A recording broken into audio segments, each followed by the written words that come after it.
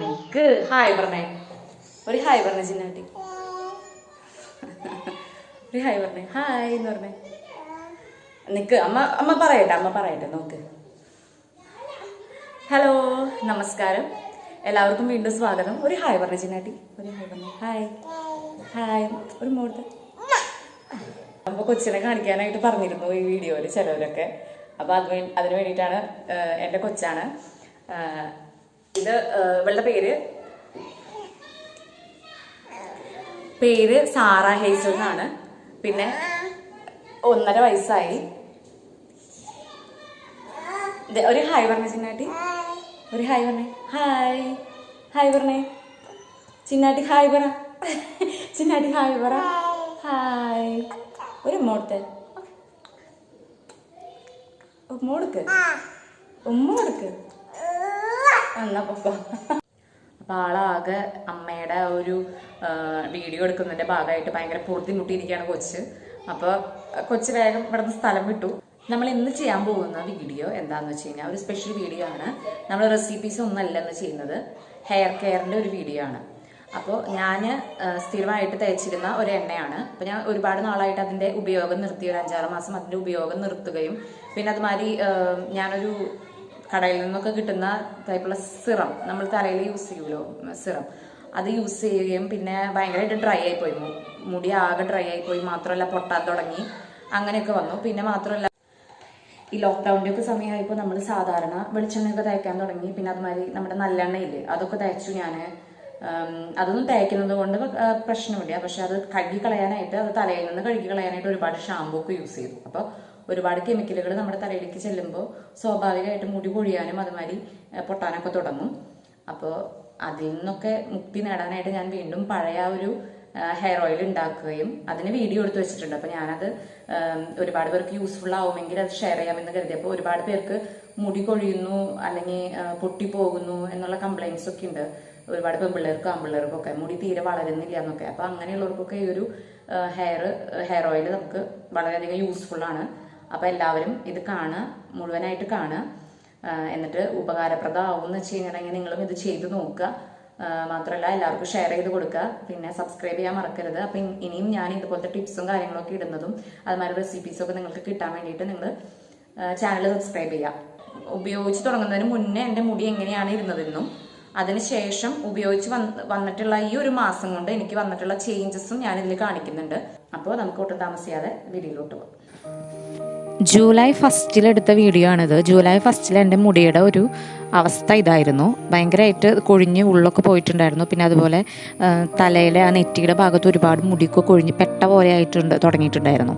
അങ്ങനെയായിരുന്നു ഒരവസ്ഥ. നിങ്ങൾക്കത് നേരിട്ട് കാണാൻ പറ്റുമെങ്കിൽ ഫോട്ടോയിലൊക്കെ. അപ്പോൾ ഈ ഒരു എണ്ണ തേച്ചപ്പോൾ ഒരുപാട് വ്യത്യാസം ഉണ്ടായിട്ടുണ്ട്. അപ്പോൾ നമുക്ക് ഈ എണ്ണ എങ്ങനെയാണ് പ്രിപ്പയർ ചെയ്തതെന്ന് നോക്കിയിട്ട് വരാം. അപ്പോൾ അതിന് വേണ്ടിയിട്ട് കുറച്ച് കാര്യങ്ങൾ ആവശ്യമുണ്ട്. ആദ്യമായിട്ട് ചെമ്പരത്തിയുടെ പൂവാണ് എടുത്തിട്ടുള്ളത്. പിന്നെ മൈലാഞ്ചിയുടെ ഇല, പൂവിന് പകരം മുട്ടെടുക്കാം കേട്ടോ നിങ്ങൾക്ക്. പിന്നെ ആര്യവേപ്പിൻ്റെ ഇല, പിന്നെ ഉലുവ, പിന്നെ ചുവന്നുള്ളി അരിഞ്ഞത്, പിന്നെ കറ്റാർവാഴ, പിന്നെ കയ്യോന്നി അല്ലെങ്കിൽ കയ്യുണ്ണി എന്നൊക്കെ പറയുന്ന സംഭവമാണിത്. പിന്നെ വേപ്പില. പിന്നെ നിങ്ങൾക്ക് വേണമെങ്കിൽ നെല്ലിക്ക നന്നായിട്ട് നുറുക്കിയിട്ട് ചേർക്കാം. ഞാൻ പൊടിയാണ് ചേർക്കുന്നതുകൊണ്ട് ഈ സ്റ്റേജിൽ ചേർക്കുന്നില്ല. പിന്നെ എല്ലാം ഞാനൊരു പിടി അളവിലാണ് എടുത്തിട്ടുള്ളത് കേട്ടോ. പിന്നെ അതിലോട്ട് നന്നായിട്ട് വെളിച്ചെണ്ണ ഒഴിച്ചു കൊടുത്തിട്ട് അരയ്ക്കുകയാണ് ചെയ്യുന്നത്. നിങ്ങൾക്ക് 2-3 പാർട്ടായിട്ട് അരച്ചെടുക്കാം.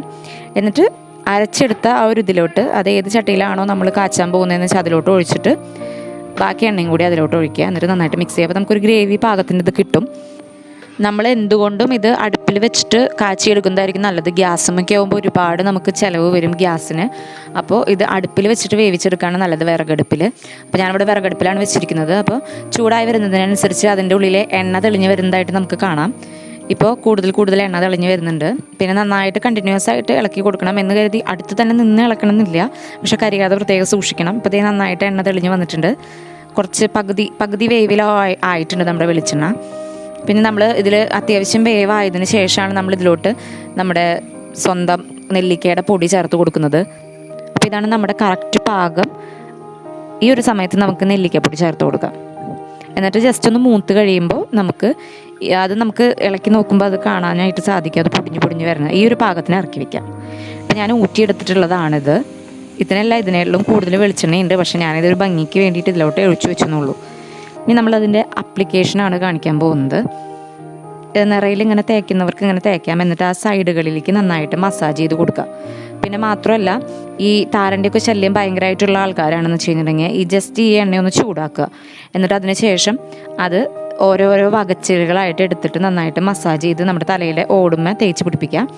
പിന്നെ ജസ്റ്റ് തേച്ച് പിടിപ്പിച്ചതിന് ശേഷം നല്ല ഒരു ചീർപ്പ്, ഈ വളരെയധികം അകന്ന പല്ലുകളുള്ള ചീർപ്പാണ് നല്ലത്, അല്ലെങ്കിൽ മുടി പൊട്ടിപ്പോവും.